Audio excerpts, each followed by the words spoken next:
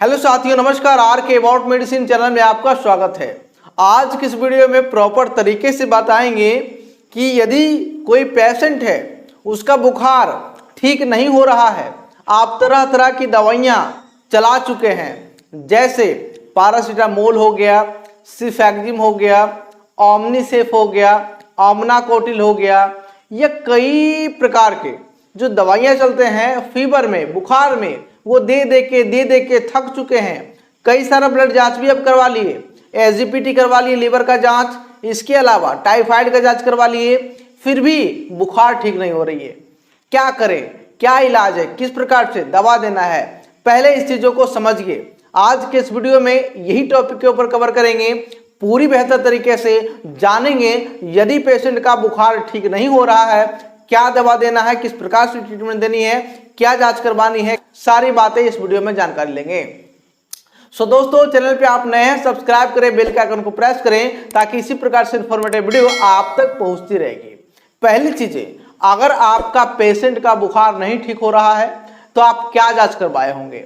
आप जांच करवाए होंगे सीबीसी, आप जांच करवाए होंगे एसजीपीटी, आप जांच करवाए होंगे बिडाल, लेकिन फिर भी आपको था पता नहीं चला होगा। आप दवाइयां भी चला दिए होंगे, फिर भी बुखार रिपीट हो रहा होगा। इस कंडीशन में क्या करनी है दोस्तों? सारा दवा तो आप चला दिए, फिर भी बुखार ठीक नहीं हो रहा है, उस जगह पे क्या करनी है? सारी दवाइयां चलाने के बाद भी अगर पेशेंट का बुखार नहीं ठीक हो रहा है तो वहां पे कुछ फैक्टर होते हैं जिसको नोट डाउन करना होता है, और उसी फैक्टर के तहत कुछ ब्लड जांच करवानी होती है, और रिपोर्ट आने के बाद आपको डायग्नोसिस जो है परफेक्ट हो जाती है और दवा चलाते हैं मरीज ठीक हो जाता है। अब वो फैक्टर क्या है जिसे देखना है? पहली चीजें, आप सारी दवाइयां चला दिए हैं, बुखार नहीं ठीक हो रहा है, तो उसको क्या करवानी है? Urine culture very most important है। आप पेशेंट को यूरिन कल्चर करवाएंगे, पहली चीजें सीबीसी करवाएंगे, दूसरी चीजें, तीसरी चीजें आप बिडाल जांच करवाते हैं टाइफाइड बुखार को डायग्नोसिस करने के लिए। तो बिडाल के जगह पे टाइफी डॉट आती है। बिडाल से रिपोर्ट डायग्नोसिस नहीं होती है, बट टाइफी जो डॉट है वो ब्लड जांच से परफेक्ट हो जाती है कि मरीज को टाइफाइड है या नहीं है। इसके अलावा आप एमपी भी करवा सकते हैं, नहीं तो टाइफाइड रेयर होता है, टाइफाइड को आप ब्रेक कर दें, टाइफाइड के जगह पे आप एमपी जांच करवाएं, मलेरिया पैरासाइट जांच करवाएं। अब आपने जांच करवा दिया, मरीज को रिपोर्ट निकल कर के आ गया। अब आप इस जगह पे देखिए, अगर मरीज को मलेरिया पॉजिटिव आता है तो उस जगह पे आप मलेरिया का दवा चलाएंगे, मरीज ठीक हो जाएगा। लेकिन अधिकतर मामला में मलेरिया नेगेटिव ही आता है। मान लीजिए मलेरिया नेगेटिव आ गया, उसका प्लेटलेट डाउन आया है, सीबीसी जांच हुआ है, उसका प्लेटलेट डाउन आया है, पहली चीजें। दूसरी चीजें, आपने जो जांच करवाई है यूरिन कल्चर, वही मोस्ट इंपॉर्टेंट फैक्टर रखता है। इसमें क्या देखी जाती है? इसमें यही देखी जाती है कि मरीज को कौन सा एंटीबायोटिक चलने पे ज्यादा सूट करेगा। कई बार क्या होता है कि तरह तरह के दवाइयां देते हैं, उससे रेजिस्टेंस हो जाता है।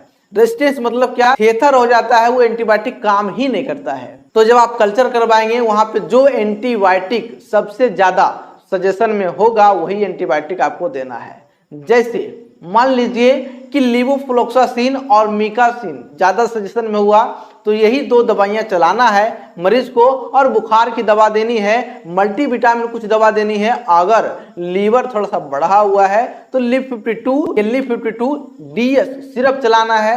अगर ज्यादा लीवर बढ़ा हुआ है तो यूडिलिव या ऑर्सोमिर 300 टैबलेट, जिसके अंदर ऑर्सोडिऑक्सीकॉलिक एसिड कंपोजिशन पाई जाती है, एक टैबलेट सुबह में, एक टैबलेट शाम में, आपको 7 दिन चलाना है। इसके अलावा बुखार का टैबलेट आपको TID कर देना है, सुबह दोपहर शाम। इसके अलावा डेफ्लाजाकोट देना है, स्टेरॉइड मेडिसिन तो देना ही देना है।